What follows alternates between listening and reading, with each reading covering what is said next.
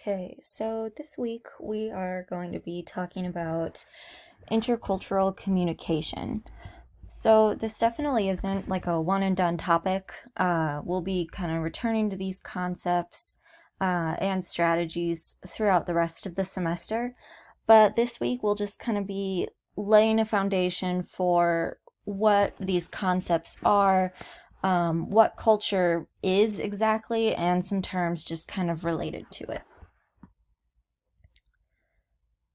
So I've taken a lot of definitions from the textbook. So if you feel like you need more context or further info, you can look at chapter 3 in the textbook, but I've taken some terms and definitions from there that I think will be useful to this week. So the textbook defines culture in this way. For our purposes, culture may be defined as a complex system of values, traits, morals, and customs shared by a society. Culture is a powerful operating force that molds the way we think, behave, and communicate. So, kind of breaking that definition down, some of the basic characteristics of culture is learned, cultures are inherently logical, culture is the basis of self identity and community. Culture combines the visible and invisible, and culture is dynamic. So, breaking those down a little further, culture is learned.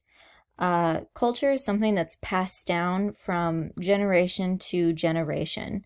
So, cultural rules of behavior are learned from your family, from the society you grew up in, the people you're around, and it's conditioned in people from really early childhood. Cultures are inherently logical. So the rules in any culture reinforce the culture's values and beliefs. Um, so while something may seem kind of odd or silly to someone from another culture, um, all of those rules are backed and originated from deep-seated beliefs. There's a reason that a culture does something in the way they do it. There's a reason that they believe in certain things. And acknowledging the inherent logic of a culture is really important when encountering behavior that's different from your own cultural norms. Culture is the basis of self-identity and community. Um, So people build their identities through cultural overlays to their primary culture. Um, this really can define and influence how you view yourself, how you view the world around you. It's something that you're always going to carry, even as you might move to different spots and interact with people from different cultures.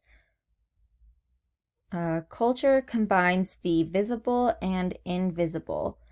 So, on the surface, we recognize numerous signs of culture, including like words we use, body language and gestures, the way we dress, outward behavior. But under the surface lie unspoken rules governing those outward signs. So you can kind of see in this visual from the textbook, um, visible culture stuff, like I said, like dress, words, gestures, body language. It's all kind of backed by this culture that you've internalized, and that's the basis for your self identity. So things like beliefs and values, attitudes and biases, your upbringing, your feelings and fears, all of that is kind of interacting internally and has an effect on these things that other people see, the visible parts of culture. And the last basic characteristics is culture is dynamic. So basically, what you want to remember with this is that cultures are changing, they're always evolving. And really importantly, you can't stereotype. So, culture, just because someone grew up in a certain culture, comes from a certain culture, doesn't mean you're going to be able to tell the exact way they're going to act, how they're exactly going to read a situation or a piece of writing, how they view a specific situation. These are just kind of typical markers that we can operate by, but it's not like a super prescriptive system. They're always evolving. Culture is fluid. Yeah. So, some dimensions of culture that we're going to talk about are context, individualism, power distance, and communication style. So, maybe the most important for what we're going to be talking about this week are high and low context cultures. So a low context culture is going to depend little on the context of a shared experience to convey their meaning. So people in low context cultures, they're going to assume that messages have to be explicit and listeners rely exclusively on written or spoken word. So they're a little more literal. They really value language, straightforward messages. High context cultures on the other hand, leave much unsaid because the listener is assumed to be already contexted and does not require much background information. So it's kind of more of like reading the situation. You don't need a lot of literal explanation behind things. But we're going to break this down a little further. So what does that mean? Low context, there's going to be a lot of emphasis on logic and directness. Low context values confrontation. If there's some kind of issue, question, they're going to address it really directly. Action-oriented, and they value individualism, which we'll talk about in a few minutes. High context, on the other end of the spectrum, is going to value indirectness, circuitous expression. They really value politeness. They're going to use a bit more ambiguity, and they're really focused on group membership, which we'll talk about when we talk about individualism. So here's a visual from the textbook that kind of breaks down what countries are lower context and what countries are higher context. Again, cultures are dynamic, so this is just kind of what's typical of those locations. Just because someone is from, Germany doesn't mean that they're going to act in all the exact ways that we would think a low context communicator would act. This is just kind of a baseline understanding. But some more characteristics of these cultures: lower contexts tend to prefer direct verbal communication, tend to understand meaning at one level only, so that kind of surface level, literal communication, are generally less proficient in reading nonverbal cues. So again, going back to that point that they value language, value individualism, rely more on logic, say no more directly, communicate in highly structured, detailed messages with literal meanings, and give authority to written information.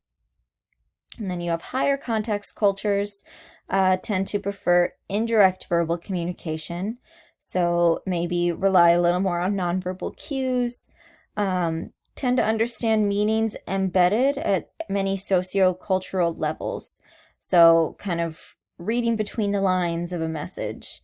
Are generally more proficient in reading nonverbal cues, gestures, eye contact, body language, value group membership, rely more on context and feeling, talk around a point, avoid saying no, communicate in sometimes simple, sometimes ambiguous messages, and understand visual messages readily. Bit further, in kind of the logic they use, low context communicators tend to use linear logic. So that means that they proceed from point A to point B to point C and finally arrive at a conclusion. It's straightforward, it's simple, it's kind of what we might think of when we think of like traditional logic. High context communicators, on the other hand, may use something called spiral logic, which means they would circle around a topic indirectly and look at it from many tangential or divergent viewpoints. A conclusion may be implied, but not argued directly. So again, they kind of go back to this idea of ambiguity, talking around a point, things like that. So we've mentioned the term a couple times, but another feature of culture, dimension of culture, is individualism and collectivism. Individualism, an individualistic culture, would value freedom and independence. They believe that initiative and self-assertion result in personal achievement, so you're kind of responsible for yourself. You need to work hard to achieve what you want, desire a large degree of freedom in their personal lives, and individualism is really typical of low context cultures, particularly the United States. Whereas collectivism, they're going to emphasize membership in organizations, groups, and teams. They encourage acceptance of group values, duties, and decisions. So definitely kind of more of a collaborative stance on things, and may resist independence because it fosters competition rather than consensus. So kind of going back to that idea of spiral logic, they may not necessarily like to say no to things directly. So that kind of goes back to this idea of really embracing what the group thinks, what the group wants, what's best for multiple people rather than the individual.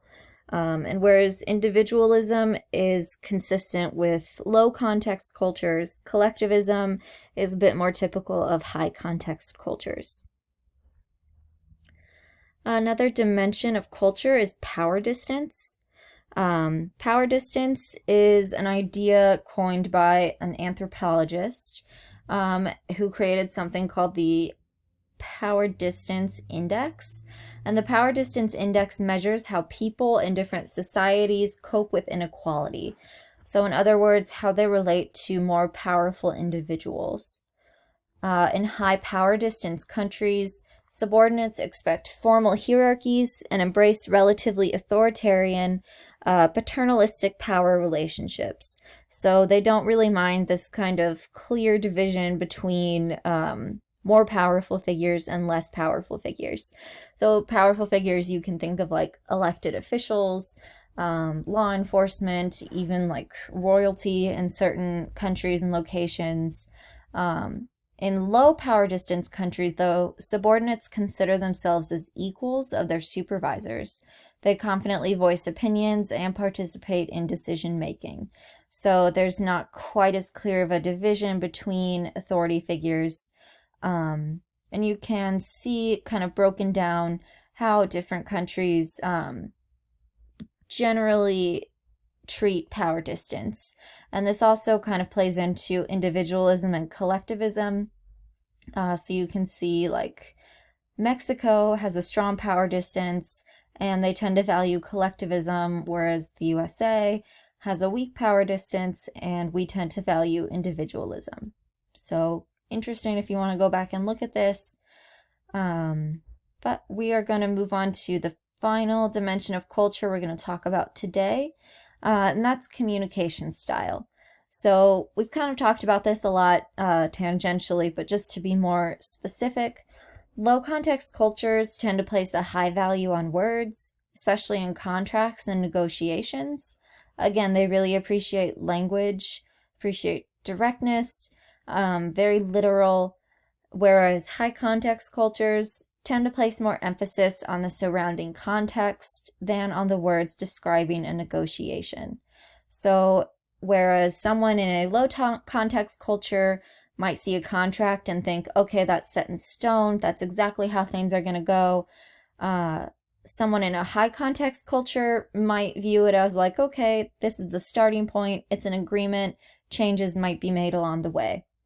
It's a bit more focused on context rather than the literal language used.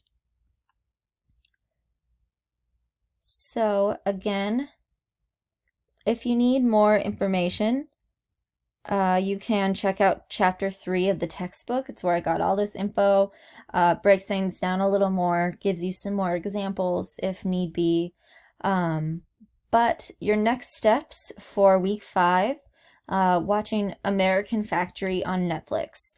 Here you can kind of see some of these different communication styles at play and see what it's really like when different cultural communication styles kind of merge together. If you don't have a Netflix account, that's okay. It's not going to affect your grade or how much you can participate this week. Just let me know as soon as possible and I'll give you an alternative assignment. And then after that, you'll post to the week 5 discussion board. So you'll find the questions for that listed on the discussion board itself. Please remember to respond to at least 2 other posts. It may be a good idea to go into the discussion board before you watch the documentary so you know what questions to kind of look out for. I'm not requiring that you take notes or anything while you watch it, but it may help you out to do so. As always, if you have any questions or concerns, something goes wrong, please let me know. We can meet up during my office hours or just chat over email. But if you ever need anything, feel free to reach out. All right. Have a great week. I'll be in touch.